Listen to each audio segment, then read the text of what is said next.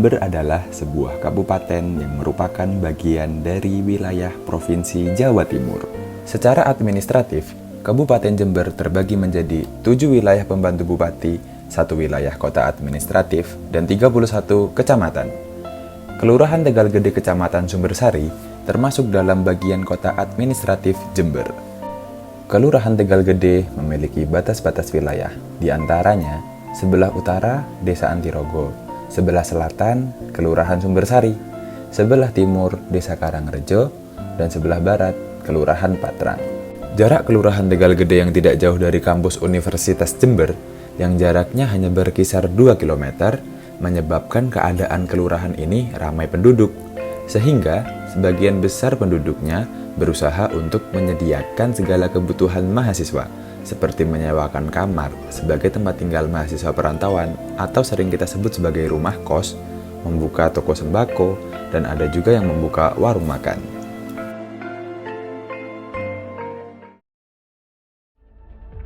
Berdasarkan dari data Profil Kesehatan Provinsi Jawa Timur, pada tahun 2020, angka kematian ibu tertinggi terdapat di Kabupaten Jember, yaitu sebesar 61 kasus AKI, angka kematian ibu hamil.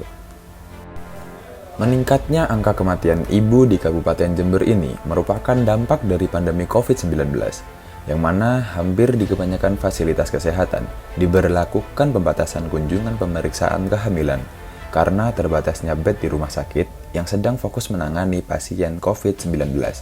Sehingga banyak ibu hamil yang lebih memilih melakukan persalinan di dukun beranak. Maka dari itu, saya, Muhammad Akib Husni Fadli, mahasiswa Universitas Jember yang pada saat ini sedang melaksanakan program kuliah kerja nyata Back to Village di Kelurahan Tegal Gede, Kecamatan Sumbersari, mencoba untuk memberikan bantuan kepada kader posyandu yang ada di Kelurahan Tegal Gede ini untuk menumbuhkan serta meningkatkan wawasan masyarakat mengenai stunting, AKB, dan khususnya AKI. Dalam kegiatan KKN Back to Village ini, saya berencana untuk menyosialisasikan mengenai apa itu AKI, bagaimana cara mencegah AKI, dan melakukan beberapa program kerja yang dapat diterapkan selama pandemi COVID-19 ini, dengan bantuan media sosial seperti WhatsApp, Instagram, TikTok, maupun media sosial yang lainnya dengan maksud dan tujuan untuk meminimalisir pertemuan tatap muka maupun berkerumun dan juga untuk mencegah penularan virus di masa pandemi COVID-19 ini.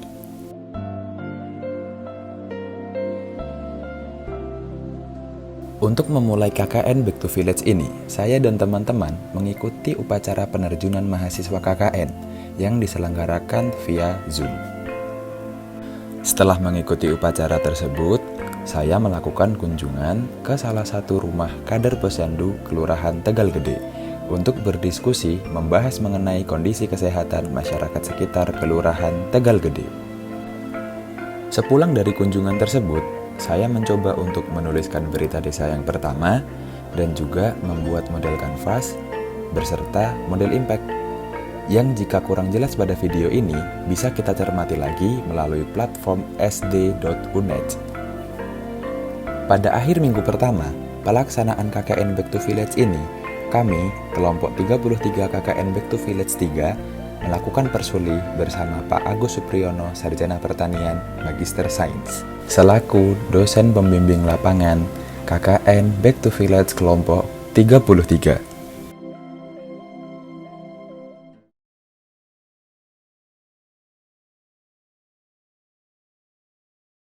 Jadi kita mau berangkat ke salah satu sasaran kita untuk melakukan sosialisasi.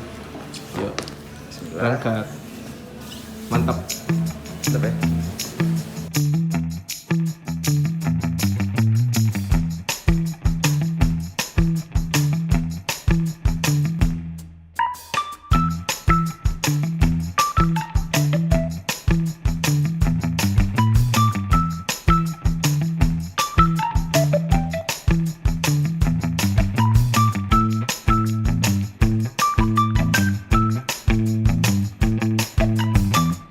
Ya, hari ini kita mau sosialisasi kelas ke salah satu sasaran kita, yaitu salah satu ibu-ibu dan masyarakat yang ada di sini. Jadi di sini tuh kita akan menjelaskan mengenai AKI, angka kematian ibu. Nah, AKI ini masih menjadi salah satu pusat perhatian pemerintah Indonesia maupun pemerintah Kabupaten Jember secara khusus. Kenapa Ibu kok pemerintah berharap untuk memberantas angka AKI? Karena salah satunya adalah jika banyak ibu-ibu yang meninggal, apalagi saat hamil meninggal, itu berarti menandakan bahwa Indonesia ini penanganan gizinya masih kurang baik. Maka dari itu pemerintah masih berfokus untuk mengurangi nilai-nilai atau angka-angka dari kasus AKI.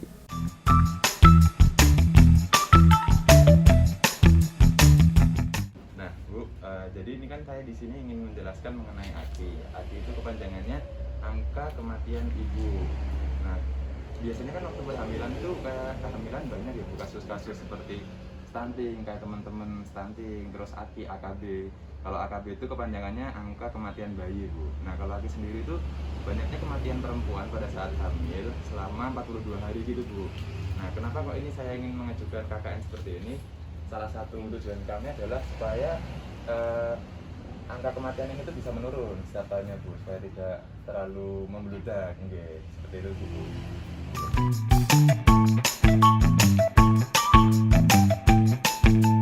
Nah, di sini yang akan kita bahas adalah penyebabnya. Lebih rincinya ke penyebab, yaitu pertama hipertensi dalam kehamilan. Itu salah satu penyebab yang paling sering menyebabkan AKI ini sering terjadi. Jadi banyak banget kasusnya, sampai 152. Yang kedua perdarahan, yang ketiga komplikasi. Nah, gitu Mbak Lia. Jadi kita harus mengetahui sih apa sih itu penyebab dari AKI.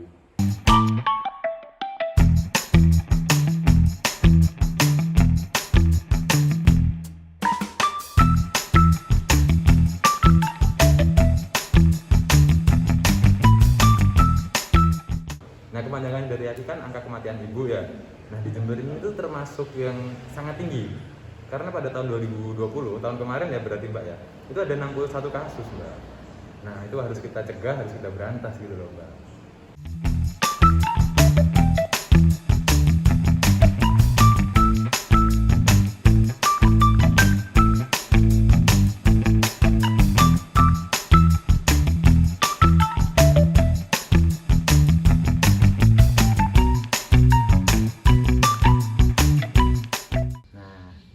Ini kan saya KKN-nya mengenai tentang AKI, angka kematian ibu gitu ya. Nah, kan Mbak Anggit ini masih mahasiswa ya, kemungkinan nanti kan bakal jadi ibu-ibu. Nah, kenapa saya memilih sasaran Mbak Anggit? Salah satunya adalah supaya kita semua itu wanti-wanti, kita semua siap-siap untuk mencegah supaya nggak kejadian kayak gitu. Nanti kita bisa mencegah AKI ini dengan cara, saya punya singkatan Mbak, saya bikin singkatan AKSI. Atur jarak kehamilan, K-nya itu konsumsi gizi yang baik. Terus S-nya itu sadar diri. Maksudnya sadar diri sini, jadi kalau masih muda banget ya jangan nikah dulu. Tapi jangan nikah juga terlalu tua, karena ada batasan usia usia ideal untuk hamil gitu. Jangan di bawah 20, jangan di atas 35. Nah, kalau ini sendiri ikuti anjuran untuk mengikuti KB gitu Mbak Andi.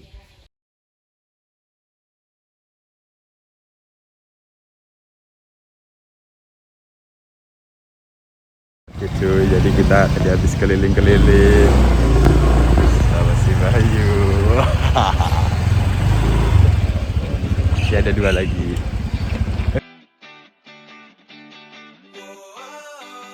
Pada pelaksanaan KKN minggu ketiga ini, saya bersama teman-teman saya mengunjungi rumah ketua kader posyandu di daerah Kelurahan Tegal Gede. Yang pertama kita lakukan adalah memetakan terlebih dahulu daerah mana saja, siapa saja yang akan mendapatkan pemberian vitamin A. Balita yang mana saja. Kita data terlebih dahulu, kita hitung terlebih dahulu. Selanjutnya kami menuju ke Puskesmas Pembantu daerah Tegal Gede, Pustu Tegal Gede, untuk mengambil alat-alat seperti timbangan, alat ukur tinggi atau panjang dari bayi, Setelah itu kita menuju ke rumah masing-masing bayi karena kondisi pandemi COVID-19 tidak memungkinkan diadakannya kegiatan posyandu secara serentak bersama. Jadi kami melakukan pendekatan Setelah secara itu door to kami door melakukan pengukuran atau menurut badan dari satu rumah ke rumah lain. lalu mengukur panjang bayi menggunakan meteran dan juga memberikan vitamin A kepada bayi secara langsung.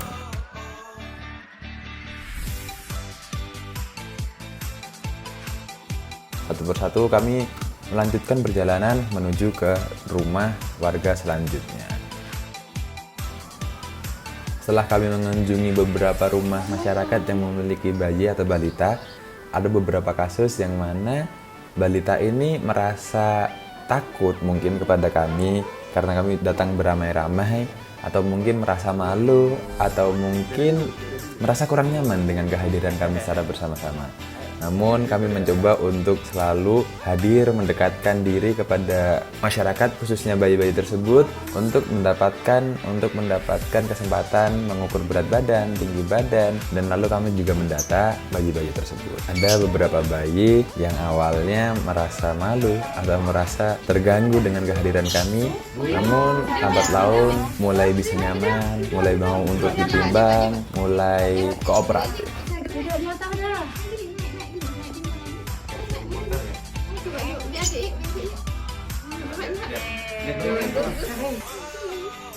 Adiknya sudah barusannya deh.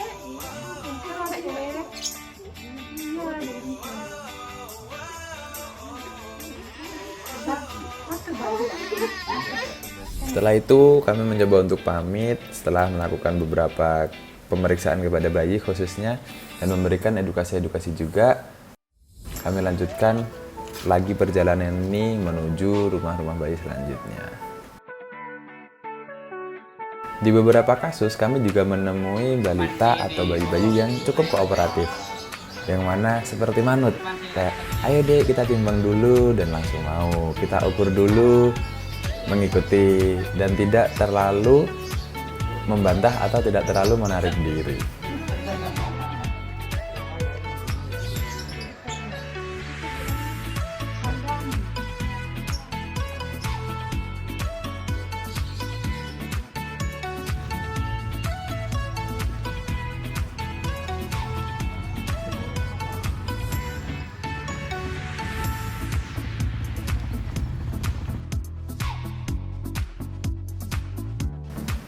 Mungkin memang begitulah sifat atau karakter bayi pada umumnya, yang mana jika kedatangan tamu atau orang asing yang belum dia kenal, dia merasa terganggu atau merasa terancam, sehingga mungkin malu-malu, mungkin tidak mau mengikuti perintah yang ada, tidak bisa kooperatif. Namun itu semua wajar, dan kami harus memutar otak dan mencari cara bagaimana bisa mendapatkan data-data secara langsung.